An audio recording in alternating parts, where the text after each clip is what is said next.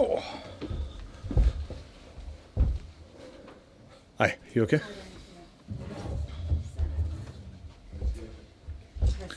Hi, Kirsty, how are you? If we could start with the team news, how things are looking ahead of this game. Yeah. There's no Shaqiri. He's still got a slight problem, restriction in his calf. He had different treatment this week to try and loosen that up. But it's responded well to that, but he won't be involved. Obviously, it's International Week. A lot of the guys have been away, so we're going to check on a number of them. Like Jeff Cameron didn't come in till yesterday. Ramadan as well didn't come in till yesterday. So there's a few we need to check today just to make sure they're up to speed, and then we can make a decision on the 11 tomorrow. And how about your deadline day signings? Are they going to be in contention? Do we expect? Well, they're definitely in my thoughts. They've trained both of them, and Lee Grant, and new keepers. They've all trained really well. So they are in my thoughts. Clearly, some of them haven't had a great deal of game time, so that's going to be factored in. But if I decide to play any of them, I'd have no qualms about that. They're up to speed. They should be okay. And just while we're talking about injuries, Jack Butland, what's the latest on him? Well, I saw Jack yesterday, I think it was, and first time since the operation. All reports are that he went really well. Basically, it was just a little bit of scar tissue that was restricting the movement of the tendon and the ankle. That's all been cleared out, so that should resolve the problem. So we're very hopeful that the likelihood is that it'd be somewhere between 6 to 10 weeks when he comes back. But we're very hopeful that the issue that he had is resolved now. So looking ahead to this game then, you won't need reminding of the last time you played Tottenham, you found them in supreme form. Mm-hmm. What have you made to their start this season? Well, they've had 3 games. They've had a steady start, I would say. They're an outstanding team. I mean, their performance against us last year here was arguably the best performance by an opposition team that we faced last year. And that's high praise because obviously we were facing good teams week in, week out. So on the night they were significantly better and took their chances and looked a team that at that point looked likely to win the league. As we know, that didn't happen, but on that night I think they impressed everybody in terms of their movement and their power and the pace that they had in the team. But things move on, and we're at the beginning of a new season. It's probably true that they haven't hit that level yet, and certainly we haven't hit the level that we know we're capable of. So every game that we play obviously enables us to get better, and so we're working hard to make sure that in the game at the weekend that we make a better fist of it than we did last time out. They're a good side, good young dynamic side, and you need to match that. But our record has been okay against them, in fairness, and I think last year, early in the season, we faced them away at White Hart Lane and came away with a really good performance and a draw. So the timing is similar, so maybe that's what we should look at rather than the last time. Do you expect them to be challenging for the title again this season? Yeah, I think so. I don't think they've gone into the market obviously as radically as some of the other so-called big teams, probably because they felt they didn't need to. I think they've added good quality just to strengthen their overall group. So certainly, I would imagine their management team is happy with what they got, and why wouldn't they be? They're really strong in most areas, and even if they lose players, they can mix things around and still be strong. So I think they're comfortable with the squad they got, and fully expect to have a good season again, I'm sure. And in terms of the start, you've had 1 point from a possible 9 so far. How much of a concern is that? It's not a concern at all. If you look at it in terms of games, yes, 1 point from 3 games, you could argue that's not a great start, but you need to look at the opposition, you need to look at the fixtures in a little bit more detail. Some teams have had 2 home games and 1 away. We've had 1 home and 2 away, so the quality of the opposition has been high as well. We played a newly promoted team, so there's a reasons behind it. Probably before the season, would we have expected more points? Possibly, but not greatly more than that we've got at the moment after 3. So we're not concerned at all. Actually, our performances have been okay up to a point. Clearly, we want to get the first win on the board if we can, because that just settles everything down. But in terms of performances, we've been okay, and we fully expect ourselves to get better week on week in. So we're looking forward to the game. It's been a week of frustration, really, because after international breaks, or leading into international breaks, you want a positive results, and we didn't get one. So we've been spinning plates a little bit, waiting for everybody to come back to put that right. One thing that has been an issue, I guess, has been the lack of goals so far, 1 from open play in those 3 games. Will the signing of Wilfried Bonnet, will that, do you think, change that? Is he going to be the answer? Well, we hope so. We've been really impressed with Wilfried since he's come to the club. He's only been here a short time, but even in his training sessions, you see the quality that he has in his movement and his understanding of when he wants the ball and where he wants the ball put to best affect the game. And his movement in the box is outstanding. He gets on the end of things. He's scoring 3, 4, 5 goals in almost every training session. So that tells you that he's a guy that wants to score goals, and he's disappointed when he doesn't, even in training. So that's a sure sign that someone is really motivated to do well here. So we're really excited by Wilfried being here. We feel he'll add a key element to how we want to play, and obviously gives us that cutting edge that maybe we've lacked in the past. So he's not showing any signs of kind of a lack of confidence after the season No. with Swansea and how things have gone? No, I don't think so. I think we feel that maybe Wilfried's one of those players that needs to play week in, week out to get the best of them. Some players are like that. They need that rhythm of playing week in, week out, and you build your form and your ability to impact games as a consequence of that. And I think Wilfried is one of those players. I think coming in and out of Man City's team and coming on as substitute and not starting games, maybe that's affected him detrimentally, because in the short space of time, obviously prior to that, when he was at Swansea, he was outstanding in the Premier League. So we're very encouraged by what we've seen in training, and there's no reason why he can't replicate that in games of the weekend. It's really exciting for not only for Wilfried, I think, because he wants to play week in, week out, but for the team as well. They see somebody who can get on the end of things, can finish off good moves. At times we've been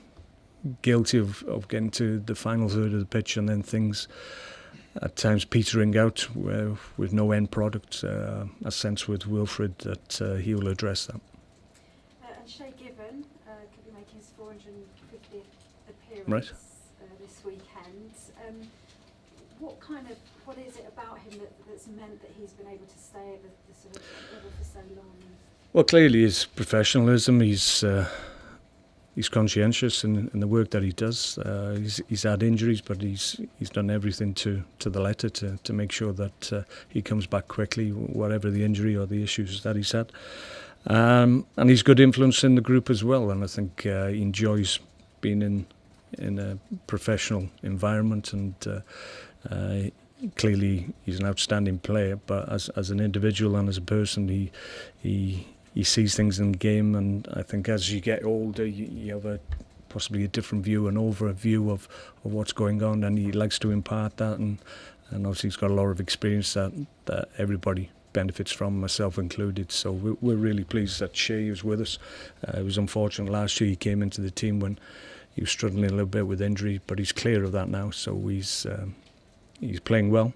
He's in the team on merit, and clearly we were pleased about that, because with the loss of Jack just before the season started, that was a big blow, but it was negated to a certain extent because we knew we had Shay in the building. Yeah, apparently when he made his Dele Alli was 8 months old, so Oh, shows you how long it's been around. Yeah, well, don't remind him. Just away from your game, there is the small matter of the Manchester derby as well this weekend, something you've obviously experienced. What is that fixture like to be involved in? I used to really enjoy them. Clearly, as Manchester United played, it was the fixture that you looked ahead to, along with others, obviously, clearly. And when I was playing, maybe City weren't the force that they are now, certainly. So maybe the bigger, harder games were the games against the teams like Liverpool and that ilk. So Man City were at a different level when I was playing, but obviously when I became manager of City, United were there, and they're the ones that I was trying to test myself against. So had some good games, but I think it's probably the first derby that's maybe overshadowed by the personalities of the manager, maybe. So that's the way it is in this day and age. So it'd be interesting to see how both managers approach it. Obviously, Jose's got a little bit more experience of big games in the Premier League, and it's a little bit new to Pep, but he's faced derbies all over the world in terms of big games, and as football people, they've experienced these big games before.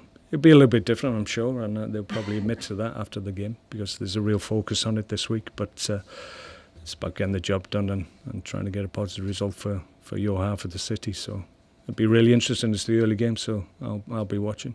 Have you got an inkling of how it's going to go? No, not really. Obviously, we played Man City a couple of games ago, and they were very impressive. But we ran them close, got to 85 minutes, and we were still very much in the game. And I think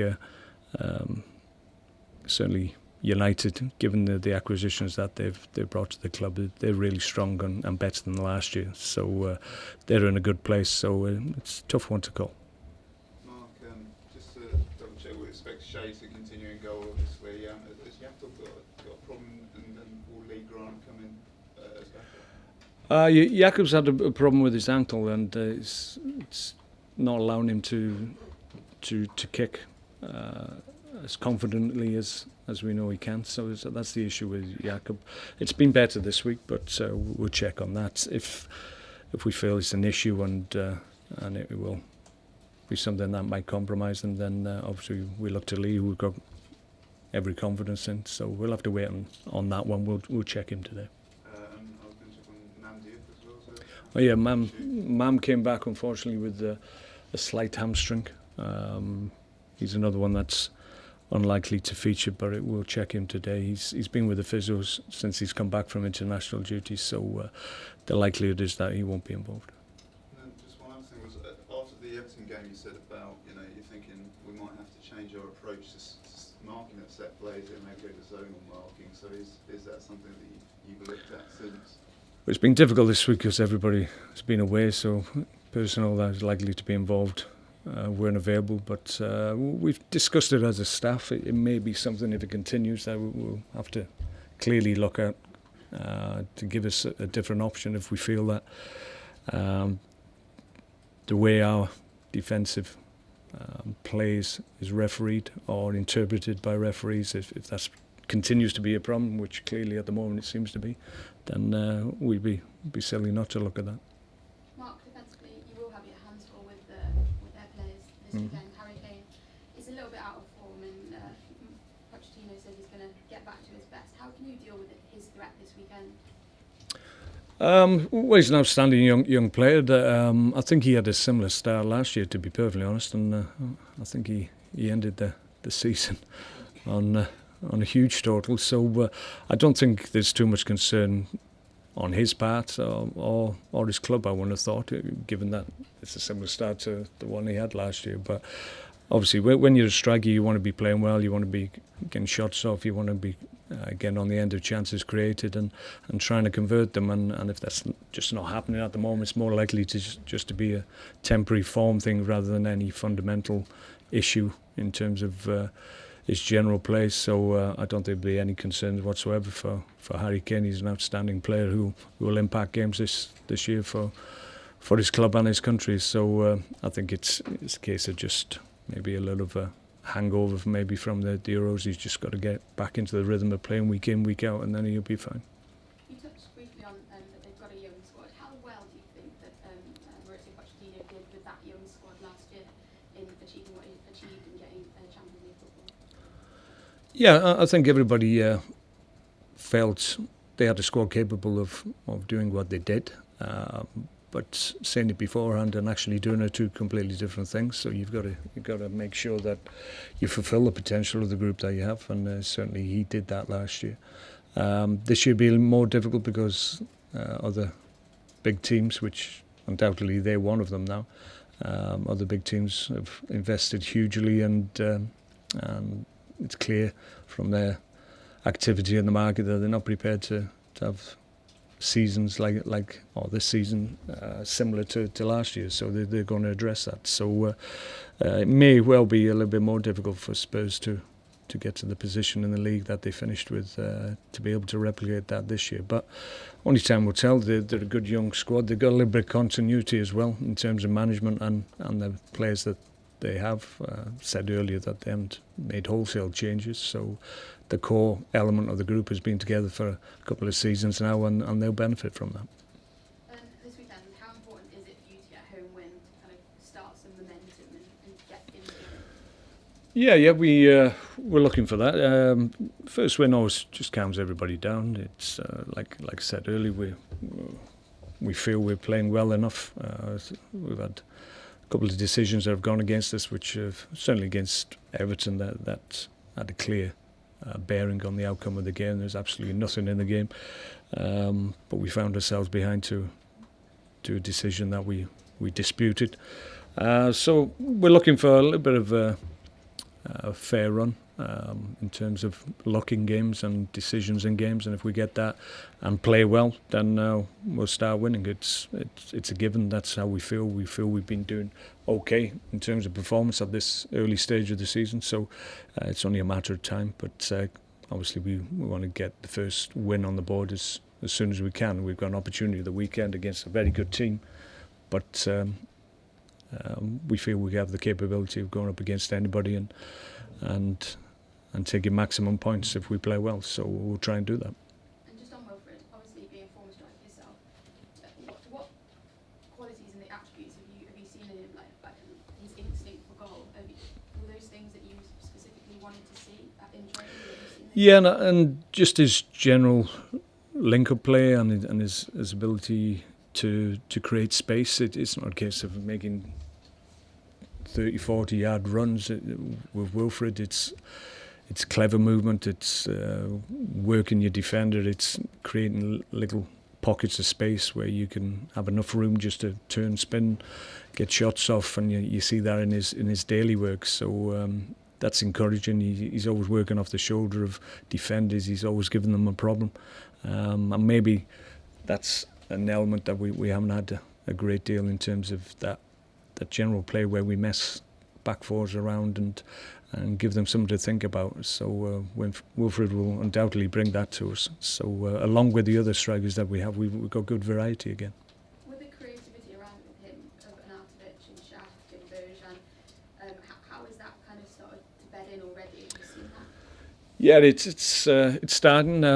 Like I said, it's been international week. Like Marco's been away, so Shaq isn't available. So not everybody has been on the training ground with him, but some have been watching from afar, and you sense when players recognise a good player almost immediately, and there's been good feeling around the group. They're encouraged by the acquisitions that we made in the window, and everybody's really on a positive. We can't wait to get going again. And just one last one on me, unrelated from Stoke, but today there's been reports in the paper about there being like a World Super League. This is being pushed by some of the other European leagues like the Bundesliga and Serie A, with teams who aren't getting as much attention as the Premier League getting because of the success and the global attention it gets. What do you think about there being a global league?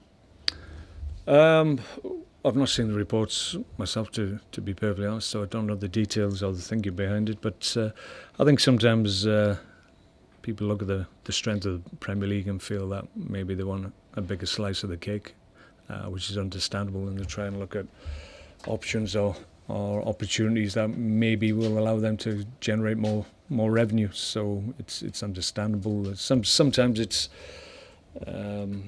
these discussions are made just to possibly put a little bit more pressure on UEFA to maybe change the format to allow more teams to go in the Champions League itself, which has happened in the past. I'm not sure if that's a possibility anymore because there's enough teams in it, in my view. But there could be any of many reasons behind people actually discussing a World League. But my view is that people are quite protective of their own territory, and certainly UEFA and the likes will try and ensure that they remain the big player in world football.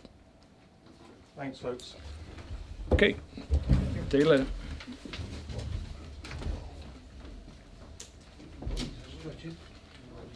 One of them,